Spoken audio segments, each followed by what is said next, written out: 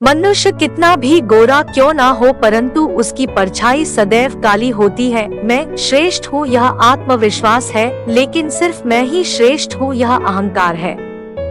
इच्छा पूरी नहीं होती तो क्रोध बढ़ता है, और इच्छा पूरी होती है तो लोभ बढ़ता है। इसलिए जीवन की हर स्थिति में धैर्य बनाए रखना ही श्रेष्ठता है। कि जीवन में एक बार माता वैष्णो देवी के दर्शन जरूर करने चाहिए। बस यही सोचकर साधु महाराज ने अगले दिन ही वैष्णो देवी जाने का विचार बना लिया।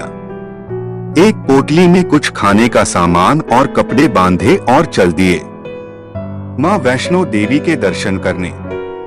ऊंचे पर्वत पर विराजमान माता वैष्णो देवी के दर्शन के लिए काफी चढ़ाई चढ़नी पड़ती है। वो साधु भी धीरे धीरे सर पे पोटली रखकर चढ़ाई चढ़ रहे थे, तभी उनकी नजर एक लड़की पर पड़ी। उस लड़की ने अपनी पीठ पर एक लड़के को बैठाया हुआ था। वो लड़का विकलांग था और वो लड़की उसे कमर पर बैठाकर चढ़ाई चढ़ रही थी।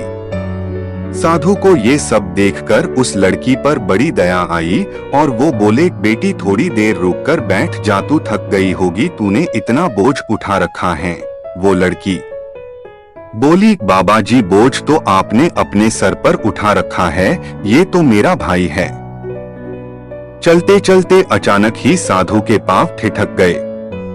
कितनी बड़ी बात कही थी उस लड़की ने, कितना गूढ़ मतलब था। उस लड़की की बात का बोझ तो आपने उठा रखा है, ये तो मेरा भाई है। कितनी जिम्मेदारी भरी थी उस मासूम सी लड़की में। उस दिन उन साधु को एक बात समझ में आ गई कि अगर हर इंसान अपनी जिम्मेदारी निभाने लगे तो शायद दुनिया में दुख नाम की कोई चीज ही ना बचे। अपनी जिम्मेदारी से बचिए मत, जिम्मेदार बनिए, पूरी तरह से अपनी जिम्मेदारी निभाइए। शिक्षा। दोस्तों, आप जैसे भी हैं, चाहे डॉक्टर हैं, छात्र हैं, शिक्षक हैं, अपने हर काम को जिम्मेदारी से कीजिए। अगर बोझ समझकर करेंगे तो आप उस काम में कभी सफल नहीं हो पाएंगे। इसीलिए सफल होने के लिए आपको एक जिम्मेदार इंसान होना बेहद जरूरी है।